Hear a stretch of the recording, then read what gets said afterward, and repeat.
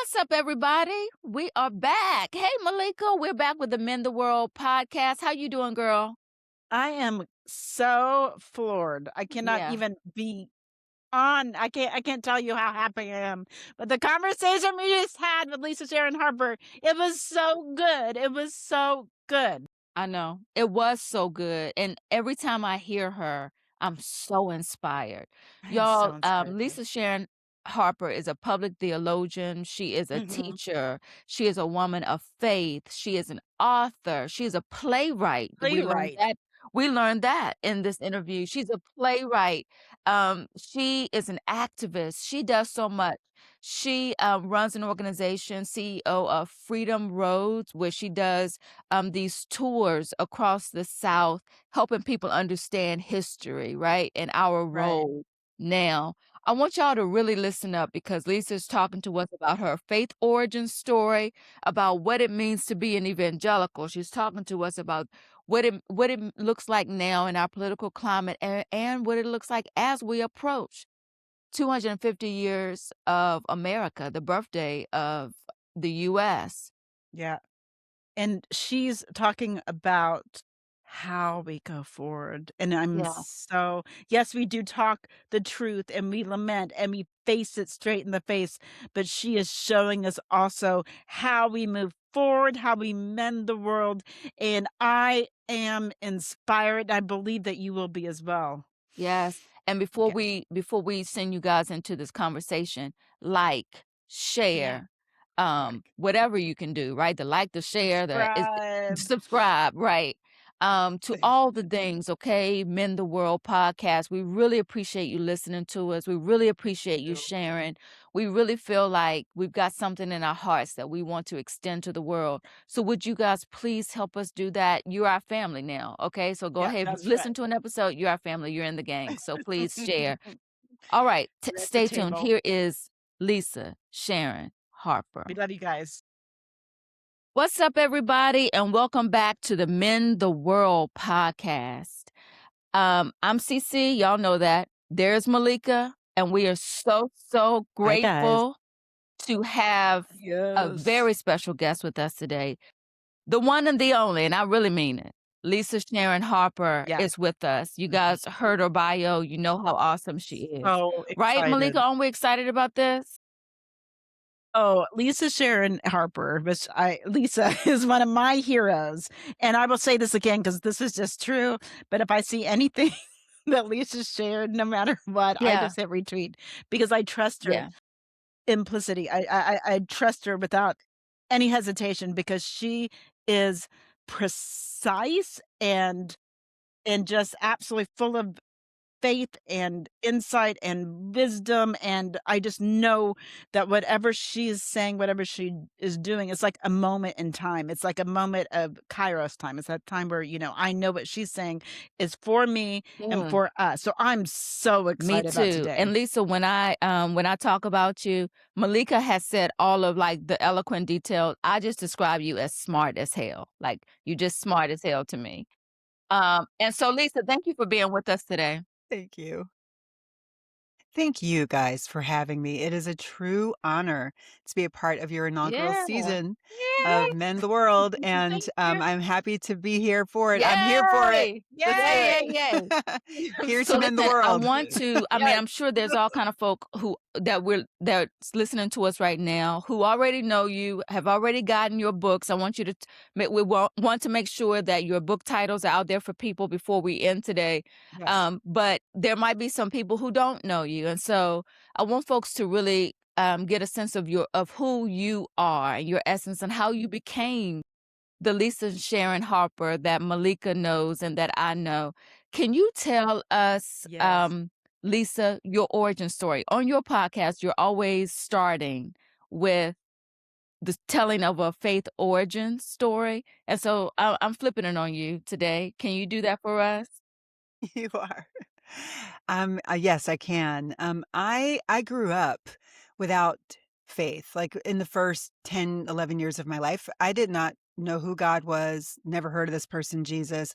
I thought Luke was the main man in the Bible because it was the name of the church that we did go to whenever we went to church, which was like once every other year on a good year, and it was only for Easter.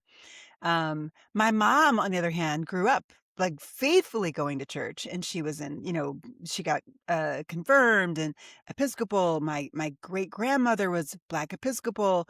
In fact, our family reaches way back in the Black Episcopal tradition. In fact, two historians have linked James Forten to my ancestor Fortune Game McGee, and James Forten was one of the founders of that. He was not there in the walkout, but he was one of the founders of the Freedmen's Society here in Philadelphia that seeded the AME denomination and also St. Thomas's Church, which seeded the Black stream of faith within the Black Episcopal Church, which is where my family finds itself. So, um, I am I that is my roots, but I took a veering turn from my roots. I mean, a hard a hard right, from my roots, in the 1980s. And I was a teenager, I was in high school.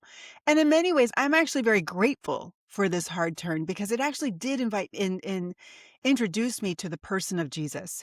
Yeah. It was a Sunday evening camp church meeting after a year of going to Young Life, which I didn't know was Young Life, had no idea what Young Life was, but they called it Y.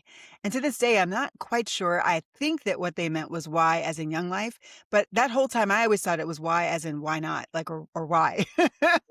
And so, but they did the funny, crazy stuff that Young Life did. So I now think it was Young Life.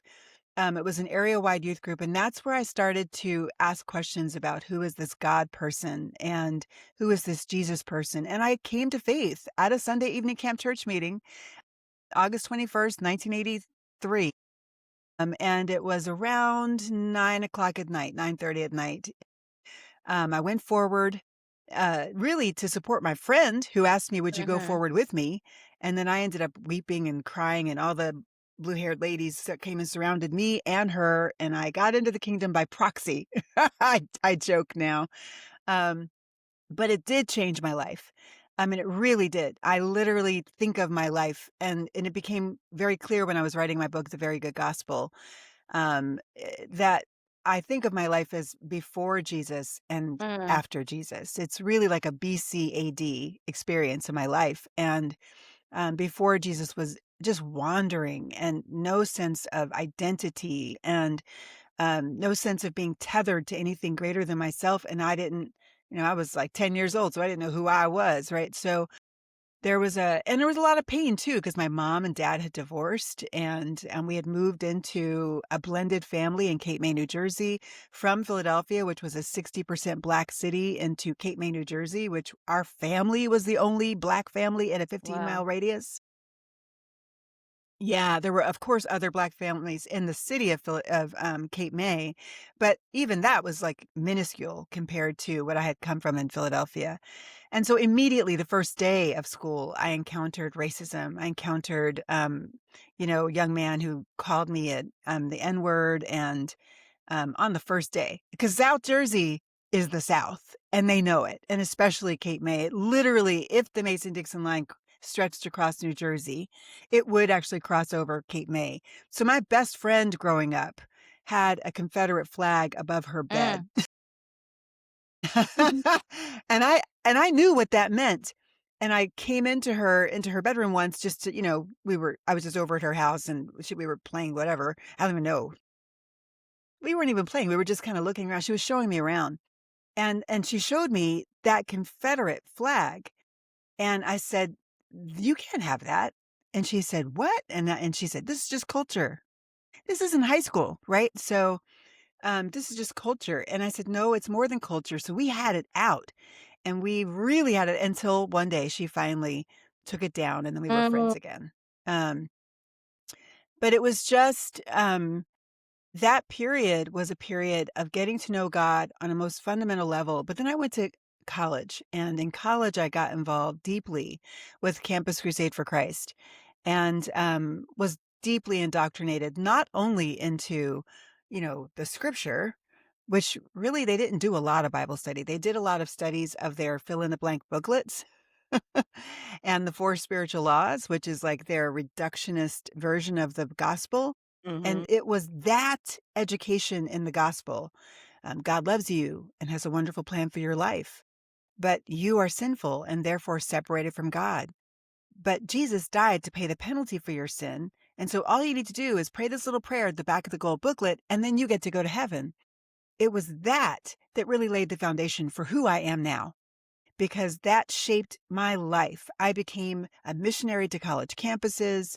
After going to grad school, getting my master's degree in theater, I was introduced to InterVarsity Christian Fellowship. I joined InterVarsity, loved the work of mission, but I thoroughly believed that that reductionist understanding of the gospel was it until I took a pilgrimage in 2003. And it doesn't escape me that that's literally 20 years after I walked down that aisle at that Sunday evening Mhm. camp church meeting. And I was struck by how mute that gospel was in the face of my own ancestors' um, oppression. My third great grandmother, Leah Ballard, was the last enslaved woman in our family.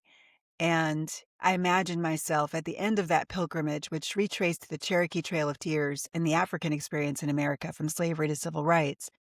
I imagined myself um, going and knocking on her door and, saying, great, great, great grandma, I have good news for you. God loves you and has a wonderful plan for your life, right? This is a woman who had 17 children, likely because she was a Mhm. breeder. In other words, it was her job on the plantation for which she did never Hmm. got paid, to breed money for her Yes. master. And so I imagine myself sharing with her those four spiritual laws and her looking at me like I was on crack. Like, child, don't you Mhm. see me? What's your problem? Don't you see?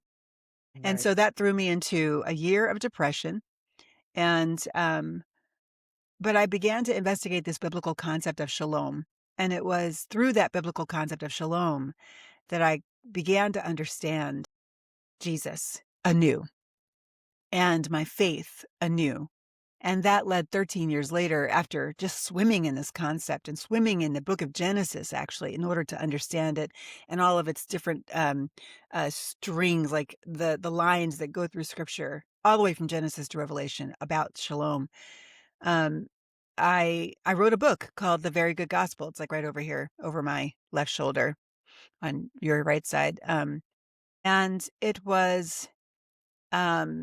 it was absolutely a transformative concept within Mhm. evangelicalism. And just a few years ago, in fact, ironically, the year that my last book, Fortune, How Race Broke My Family and the World, and How to Repair It All, which takes that concept of shalom and applies it to our family stories and asks, how was shalom broken in our families? And it uses my own family story as the Yeah. petri dish, um, the case study. Um, but the week that book came out, suddenly Fortune jumped to the very top of the list in Christian education or Christian spirituality and whatever. And the next two were books that were challenging this iteration of Mm. the gospel. I was like, wow, there's a battle of the Yeah. gospels happening. This is, and Fortune is winning, or not Fortune, but the very good gospel is winning. And I was like, "Oh my gosh," and how is this happening when another book just dropped? It's like not even it's not the book that I Right. just released, it's my old one. But so I'm most known for the very good gospel for sure, but I am most excited right now Yeah. about Fortune because I think that I think that the stories that I uncovered, they do a lot of work to fill in gaps of the history that is being erased in our country Mhm. right now. Mhm. And I deeply believe my current work, through teaching at St. Stephen's University and training people in genealogy work, my current work is aimed at filling in through our own family stories, the micro histories that we have lived, our families have lived, the gaps that our authoritarian and fascist governance is now creating in our public memory. We can fill in those gaps with our families' memories, our families' stories, and they can't be Mm, contended with because that's one, there's right. too many of them, and number Mhm. two, they are That's our right. DNA. Like, you can't contend with the DNA. Love that. Thank Yeah. you, Lisa. That's so Woo, thank you Malika, for what you sharing got? that. Gosh, so much. It's interesting because I feel we do have some parallels. My mother, was raised Episcopal and my father AME. And, Wow. yeah, and when they married, it was still illegal for a mixed marriage in Oklahoma to exist. They married in 1966. It was against the law for a white woman and black man to be married, and they married. Mm, And in that, I think they were really harmed by the church backing that. And so I wasn't raised in church. mhm. And they were like, we will support you. Of course, I had a very similar um I was older though, and I had been able to live a lot more and make a lot more mistakes and do a lot of kind of reckless things before I had a very much conversion, like a radical conversion, and walked down an altar call as well, and then was also kind of brought not just the reductionist, but I had the multi-ethnic um, Mm, charismatic church, but with a handed a Pentecostal, foundations theology saying this is what you believe. So I had to come out of that wow. too.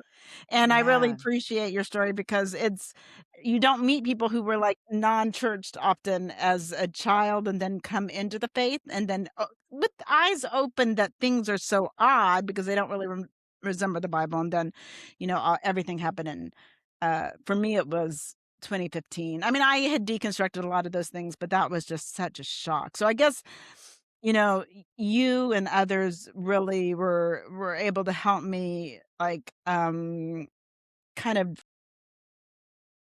hold on to, a part of the faith while I was able to, look into the Hebrew. I got to study Hebrew. I got to see Mm, things through a poetic language that wasn't so literal. And so for me, I had to leave. And I'll be honest, I don't consider myself evangelical, and I consider myself through the Christian tradition and very mystical. But, when it comes to these labels, it's very hard for me having done work. yeah. So I guess, do you still consider yourself evangelical, That's a good or question. like what, and do labels really matter if you're living out your faith? So I don't know if you would expound on that. Labels do not matter. Yeah. Good. I'm gonna just say it definitively. Labels do Mm, not matter. And the Yay. reason the reason why I could say that, like, boom, is because I actually really wrestled with this question. Am I an evangelical still? For like, and I have been wrestling with it now for at yeah. least a decade, if not more. And I have gone back and forth. And I would say now it's very, and in a similar way that David Gushee, right? David Gushee, who was like the consummate evangelical, theologian for many, many, many, many decades and years. He now says he's not an evangelical primarily because the evangelical world does not consider him an Mhm. evangelical. They do That's not interesting. invite him into the family. They don't invite him to the Right. family picnic, right? Right. And so, so he's actually created this whole new like post-evangelical world and thing, and it's taking off and good, good, good, good. Um, I wrangling over this question. I think for me, the primary thing that has made me land is the reality that the evangelical project is a Mm, European project. so good. It's not a Jesus project. It's literally a European project to solve a problem that was in the church in the 1600s, the 1500s, actually, the 1500s in Germany and Switzerland and, Sweden. I mean, you just basically had all of these places all up north with very, very white people in very, very cold spaces that had nothing to do with the land that we call Palestine and Right. Jerusalem today. Nothing to do with those brown, indigenous, colonized, serially Mm, enslaved people. And so it was a legitimate movement, is a legitimate movement, but it is a grounded movement. It is grounded in place and time and for a particular purpose. Right. And that purpose was legitimate, but it is not universal. They did not have the whole truth. They really didn't. And they didn't even have the whole truth about who Jesus was and is. Because most of them, that movement having been born in Europe, they would have understood they would have seen Jesus to be white like them, Right. to have been a part of empire like them. Right. Or if not empire, to have, or no, actually, yes, empire, German empire, English empire, British rather empire. And, just think about all of the places in Europe where evangelicalism was born, right? They came out of different imperial conquest histories. And while some of them benefited from the transatlantic slave trade, Right. not all of them actually did it. Not all of them actually did the transatlantic slave trade. But one thing that we have to contend with, and this was really the thing that put the nail in the coffin for me, is that neither Luther nor Calvin's theology did a thing to stop it. Right. Now, Absolutely.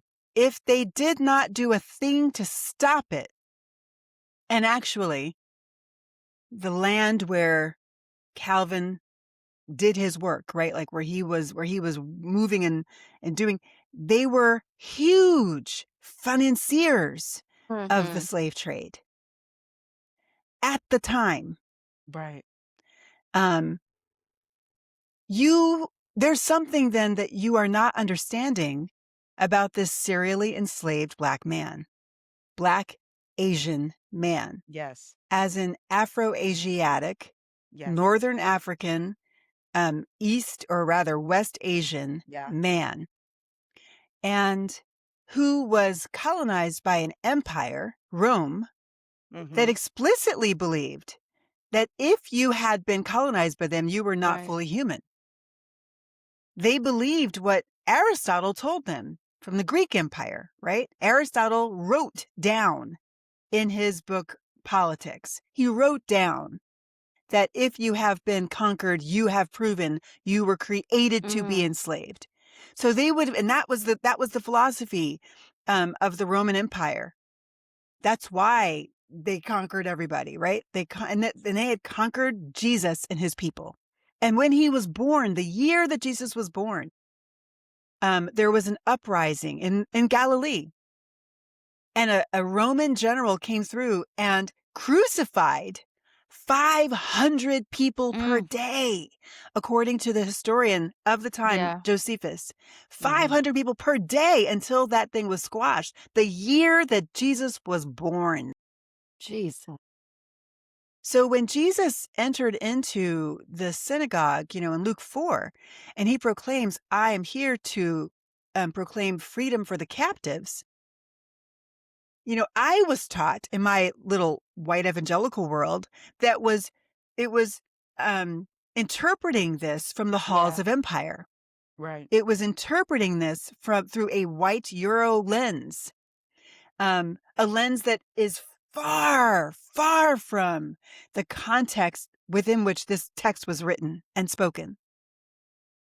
And so they did not understand. They did not get the physical reality that Jesus was living in. But, when I started realizing, it was actually while writing The Very Good Gospel.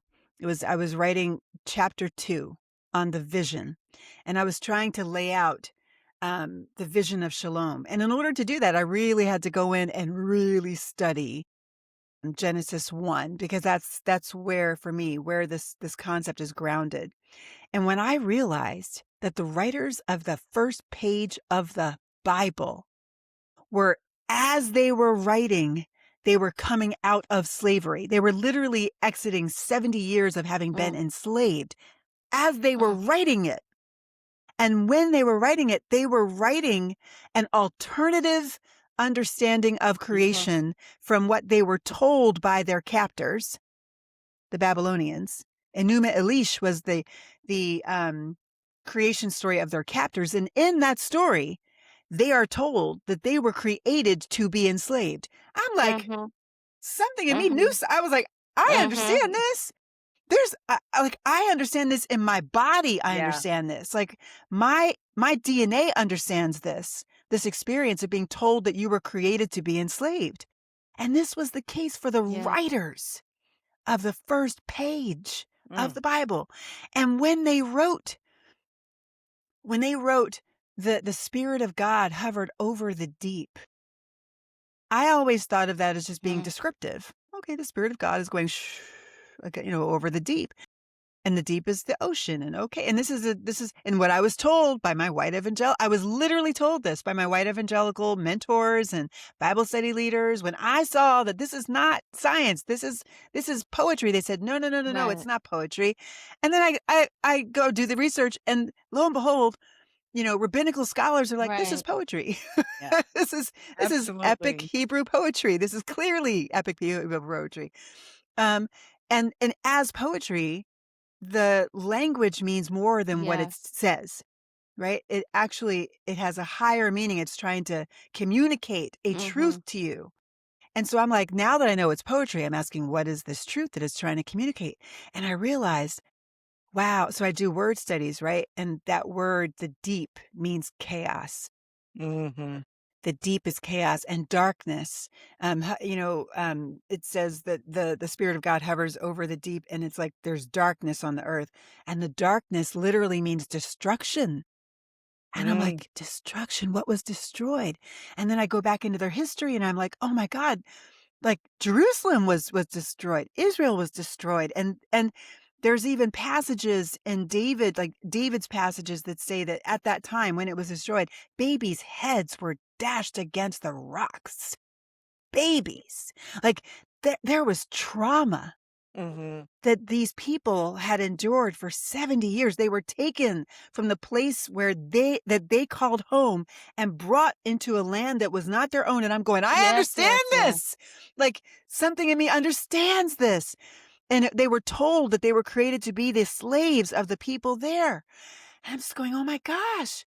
On the first page of the Bible, God Yes. gets me. God Yes. So understands good. me on the first page of the So good. Bible. And then, and then there's the whole declaration that God says at the pinnacle of this epic poem, that God creates humanity and says, "Let us make humanity in our image." And the reality that never before in civilization had any culture placed the image of God in all humanity. They had only done that for the kings and queens, the top 1%, the 1%. Um, but now there's a democratization of power in that Yeah. moment. There's like they cast power to all humanity, and they did not have to do that. So that became for me the hub of my understanding of what God calls Yeah. very good, hence the very good gospel, right? When God says at the end of the sixth day, this is very good. And goodness is about the interrelatedness of all things, and that all works for the blessing of all. There's no cursing on the first page of the Bible, only blessing. And there's no fear either, even though the sea monsters, which the people of the time feared like nothing else, they were like these mythical creatures that could kill you. They're there, but yet there's Mm. no fear because God is Mm. there with them. So it's just that vision has become what I understand that God is working to get us back to. Lisa, That when Jesus came to get us there. I recognize that we don't need a podcast. We That was need a so good. I just wanna right. say We thank you. need a course. We need a full course in Genesis 1. We need a full course. So, folks, think about it, Lisa, because we need a full course. People I'm listening Mhm. to that are listening to us need one, and I do too. As I'm listening to you kind of talk about your struggle with the term evangelical and if you identify that way anymore. And I have that very same struggle, and I've had it for a really long time as well. Some days I am, and some days I'm Mhm. not, you know? I Right, can yeah, I understand. totally understand and identify with, like, some of the classical tenets around, knowing God, the trustworthiness of scripture, the centrality of Jesus, like all of that, like even social justice, giving to the poor, loving thy neighbor, etc., right? Which we have strayed so far from. And I had my conversion story also in a multicultural church, evangelical church where, I grew up CME. But Jesus really touched me in this church in Seattle, Washington when I was 14 years old. And Hmm. the Wow. band was singing a song called There Is None Like You, and my life changed that day. Oh my gosh. Anyhow, I want to Yes. know I want to know about how we fit this word evangelical into our current times. I struggle with this word more than Mhm. ever right now because of our social political climate here in the United States. And Yeah. how evangelicalism and nationalism and white supremacy has all mixed up together, right? And formed this whole new false gospel. And I just want to know Mhm. what your thoughts are about the time that we are living in right now. And then Mhm. um, we also, of course, want to talk about a big date that's coming up, the 250th anniversary of America that, everybody has their eye toward right now. So talk to us. We don't have a whole lot more time, but we have to talk about these things. Yes, okay. Um, well, I think that, just going back, I understand your going back and forth on whether or not you identify as evangelical. When I think about David Bebbington's definition of evangelical, when he looked back on the 19th and 18th century when evangelicalism became a thing in the US, like in the Western hemisphere, particularly in North America, that he said this is what was true of those believers. They didn't even call themselves, honestly, they didn't call themselves evangelical. That was named of Mhm. them later, like a category that was put on them later. But he said this is what characterized them. They were crucicentric, as in they believed that something transformative actually happened Mhm. on the cross. They were biblicists, as in they really did believe in the authority of Scripture. Some said it's the only authority. Others said it is one of the top authorities, but they always had it as an Mhm. authority, right? Um, they were also uh, activist, as in they did not believe that it was enough for you to believe right. They also believed you had to Yeah. do right. Why? But this is one of the key things for me and why I believed and why I fought to keep that moniker evangelicalism for so long, is because they they were a correction in the Second Great Awakening. They were correcting for the hyper in your head, having no bearing on your public ethics version of Christianity that had taken over in the 1700s, in the US. And so and you could see that at St. George's United, or not United, but St. George's Methodist Church here in Philadelphia, which is where the great walkout happened from the Black pastors and congregants of that church. There were the largest congregation at that church was the Black congregation, because the Black pastors, Absalom Jones and Richard Allen, they were the Black pastors, or rather the deacons of the Black congregation. They were great evangelists. They were just doing great, and so there were more Black people than white people at that church, and they were not allowed to Mm. pray. And so there was a you are not doing the Mhm. faith. How can you have faith that is divorced from the ethics of Jesus?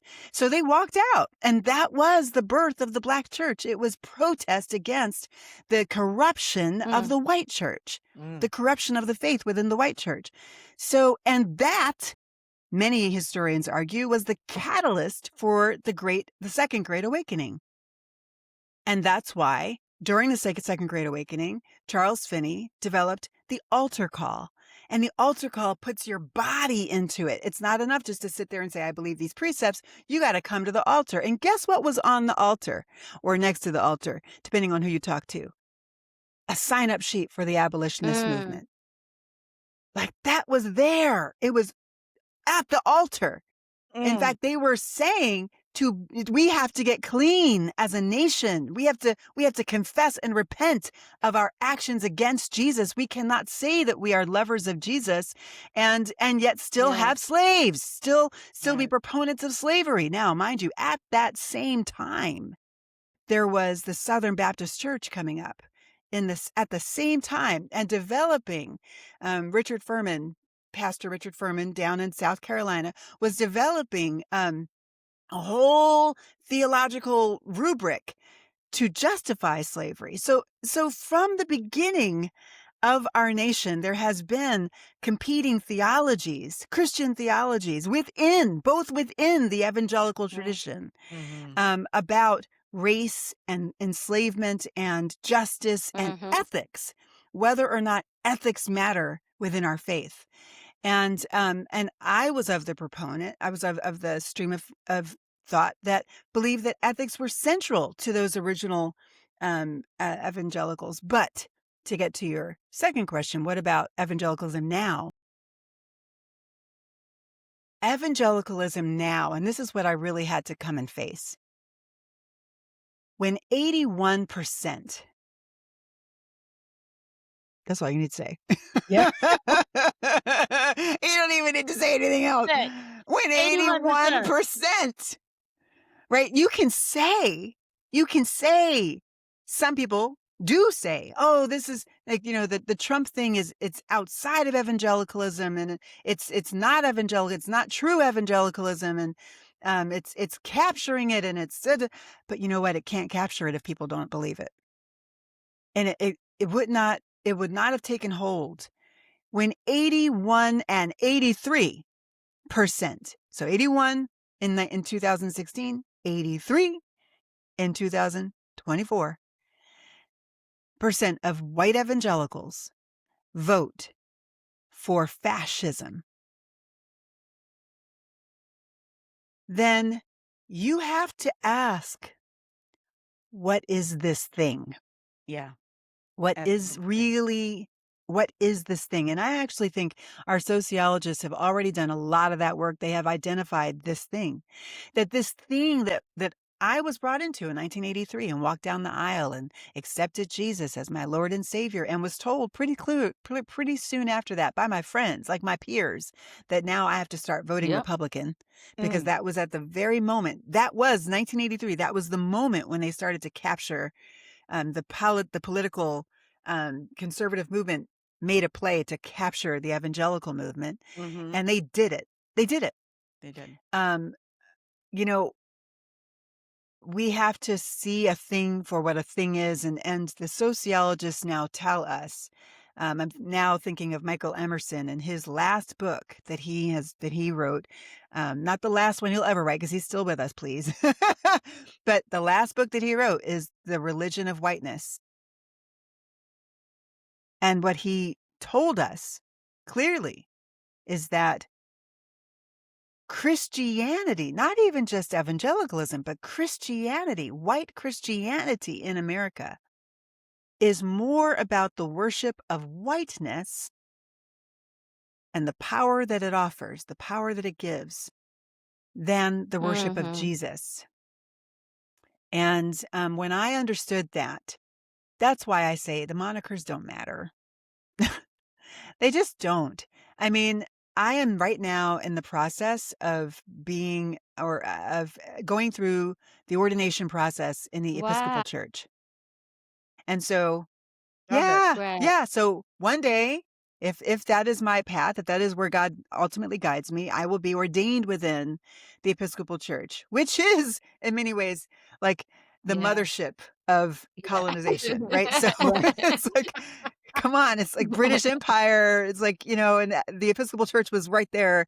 And so, but they are actually really, because they are engaging with this, they are engaging and the Black Episcopal Church in particular has always been about this, a critique, a deep, and profound critique of colonization. And I think many within that tradition and many across the Black tradition and many across even the evangelical tradition, and this is what is getting to that post-evangelical deconstruction Yep. movement, is that people are beginning the process of decolonizing their Yes. faith. Yes, yes. And that is what we must ultimately get to.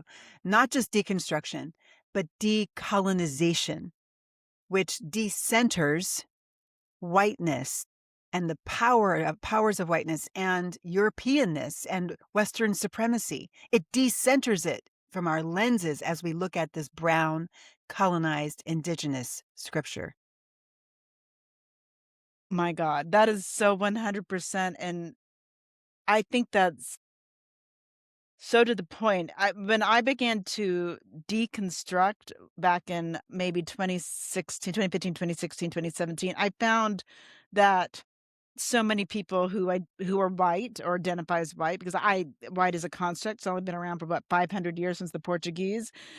When they would deconstruct, I noticed that there was still so much ego, and so it was very different than decolonizing. And I thankfully had a Black woman in my life, and a shout out to her, Retanya, who was like, "You need to decolonize your faith." And she said it. She put her finger in my face. Wow. Said, "You need to decolonize your faith."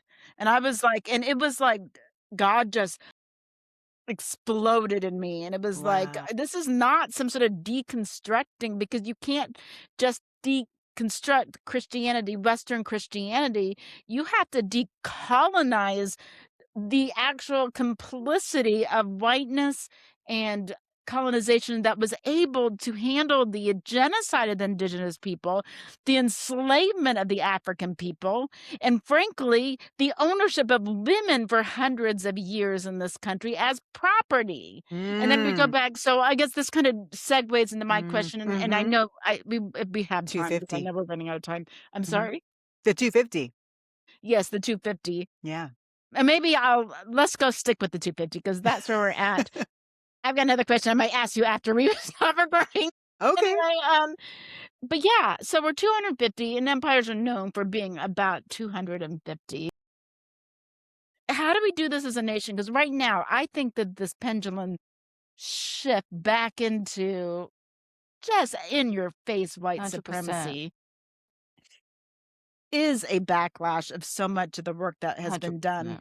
you know, to not only the civil rights movement, but like, you got the abolition movement, you have the civil rights movement, you had the Kimberly Crenshaws, and we're working through really trying to Yeah. salvage the origins of this country. And at the same time, with Reagan, we had the radio equity act that was taken away, so the Rush Limbaughs and the Fox Newses could rise up, and this whole evangelical, which I never considered myself a evangelical, Mm. thank God, because I knew about Jerry Falwell Sr. before I became into the faith. So I was like, I don't want Mm. anything to do with that.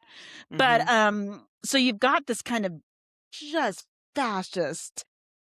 Where are we going from here? I mean, in the fact that we have, whether elected or not, I believe a white supremacist fascist running the country 100%. with so many proxy leaderships from, sorry, my It's dog, okay. everybody, That's It's from okay. like fine. the tech oligarchy to the Heritage Foundation, which I just think is the Confederacy 2.0, to all of these other independent actors globally, like Netanyahu and Putin. Like, what are your thoughts towards this moment? And of course, in Mend the World, we always do want to have a little hope in there, but we want to face this truthfully, Lisa. We want to face it. So what Yeah. are your thoughts? What are your thoughts of this pivotal moment in time? Okay. So here's my thoughts. I am honored to have been chosen as one of the scholars that will be promoted and have opportunities to have to do 4 separate programs at University of Pennsylvania in the 250th year. And so, and the programs that I'm going to be doing are one of them is a reading of my play and Push the Mm. Wind Down. and Push the Wind Down traces the 10 years leading up to the Cherokee Trail of Tears.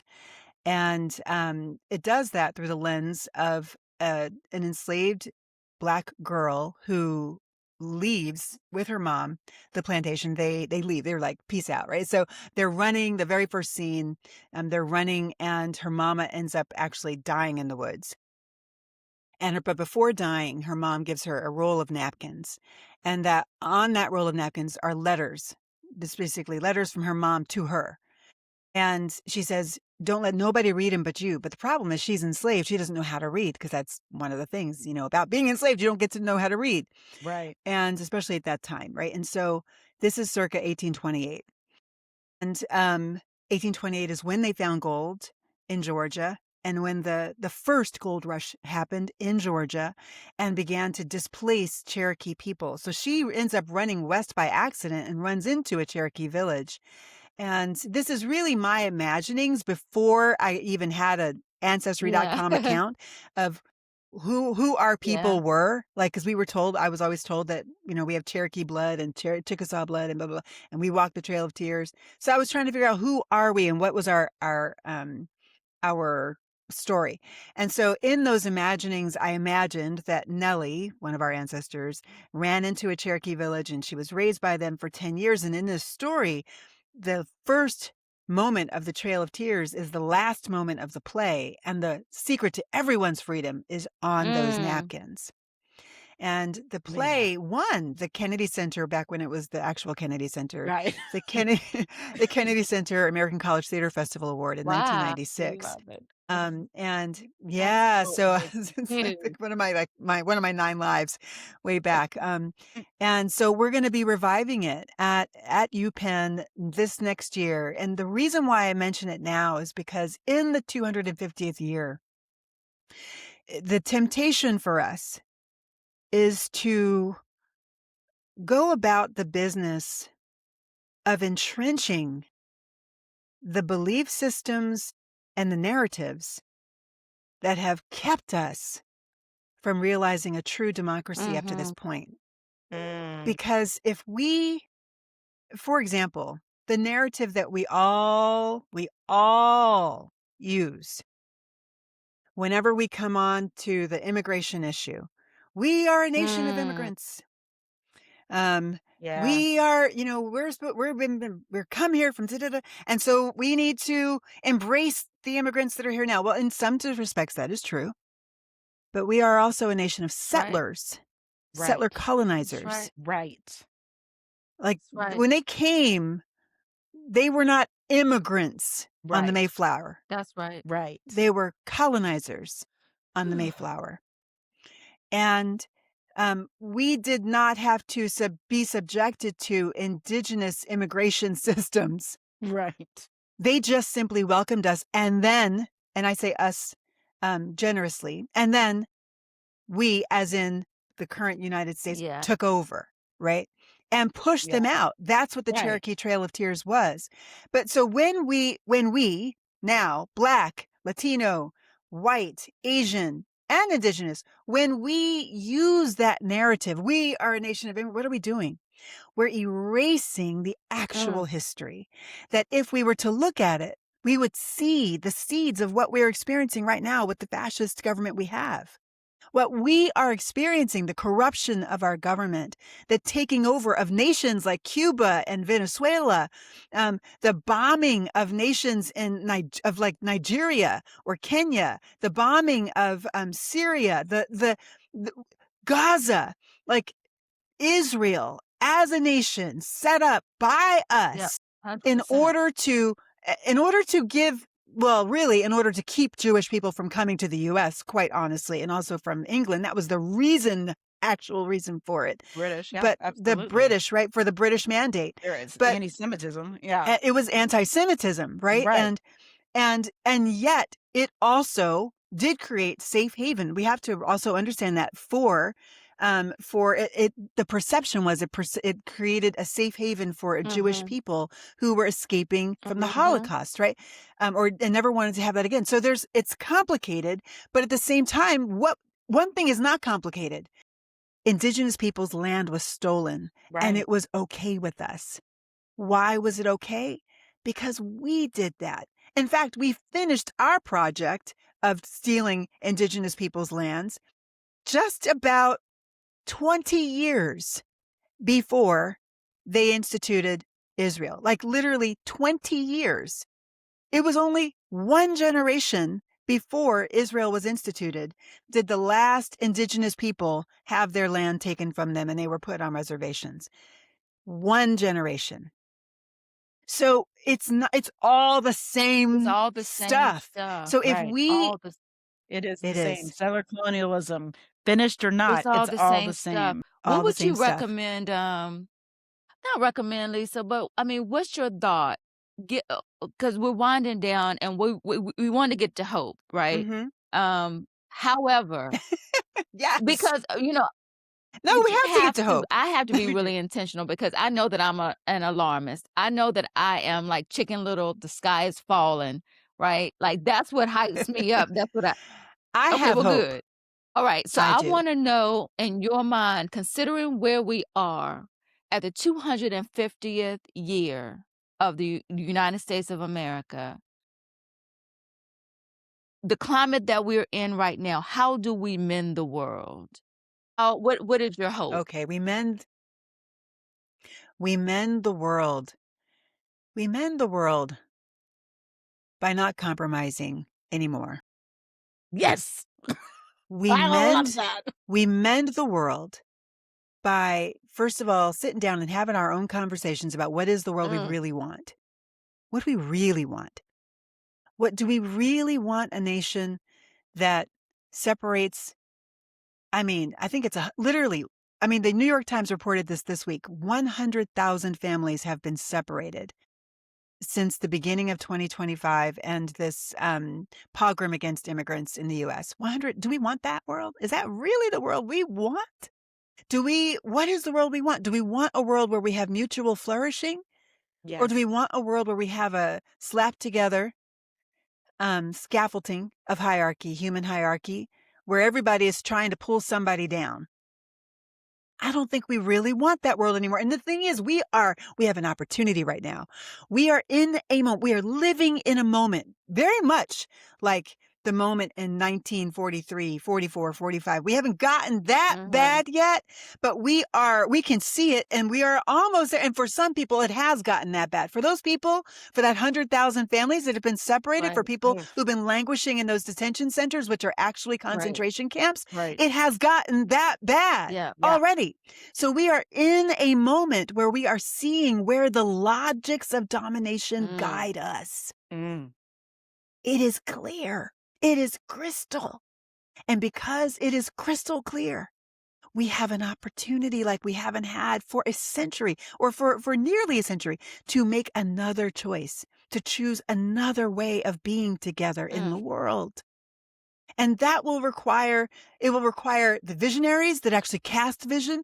It will require the foot soldiers that march and resist. It will require the lawyers who get in there and actually begin to envision a new way of engaging our law, our legal system, the Yes. reformation of our legal system. Once we Yes. understand now it has been utterly broken, because it has been utterly broken. When you look at the Supreme Court of the United States, and you see that it has been utterly corrupted, you have an opportunity. We have an opportunity to create it in the way that we want it now, because it has crashed to the ground. There's nothing there. It is dust. So that means we now need to build something new. So we have an opportunity, and that's where my hope comes.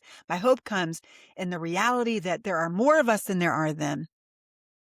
That there is God, that God intervenes, that in that moment on that first page of the Bible, when those authors wrote that the Spirit of God hovers over the darkness, over the deep, in the darkness over the deep, that what they were saying is that in a moment just like this, the Spirit of God didn't just go shh. The Spirit of God was actually brooding like a chicken broods over her eggs. And that's literally what that word hovers means. It means to brood like a chicken hovers over her eggs, ready to hatch mm. something. Yes, Lord. So something is about to be hatched into the world, and that's where my hope Woo! comes from. And she's a preacher, y'all, and she's a preacher. On her way to ordination, but she's been a preacher. Malika, close Oh, us out, Malika, because I don't have no words. Close us out. okay. I feel so friggin' inspired and hopeful. I'm hopeful. It doesn't happen all the time. Good. I feel hopeful. Will you come back all the time? I love our conversations. I would love to be on here as many times as you want. Good. Absolutely. Uh, And you come on mine too, the kitchen okay, table okay, we will. conversations, the new Listen, podcast. it is the highest honor. We respect you more than you will ever, ever, ever, ever know. And thank you so much. And whatever we can do. And to everybody who's listening, please go follow Lisa on everything on all the Substack and platforms, buy the books, Facebook, particularly go and buy Fortune. Instagram. Yeah. And yes, but what are the best ways for people to follow you, stay in touch, buy your books? Can you tell us that? Thank you. Yes. Substack, Lisa Sharon Harper. Yes, I follow you. Instagram, Lisa S. Harper. Follow me on the web, lisasharonharper.com. And also, if you are interested in and by the way, I'm teaching at St. Stephen's University, and we did the Very Good Gospel Great. last year. So that'll be coming back next year. I'm sure we'll do that course. And also I've been talking with some other people about the possibility of teaching with Mm. them as well. So I Good. love that you said that we need the Very Good We Gospel course. do. We do. And it was amazing last year. And so we'll have to Good. bring it All back. right. Well, Yeah. we want you to come back and we love you. And everybody go follow if you're not already following. And remember, hovering, waiting for things to hatch. Get that image in your heart and your mind as we Yes. reimagine the world Yeah. going forward. Love Love you, you, Lisa. Lisa. Thank Love you. you all. Love Love you, you. Cece. Mwah. Bye, See you y'all. next Mwah. time. Love you too. Bless you. Bye bye.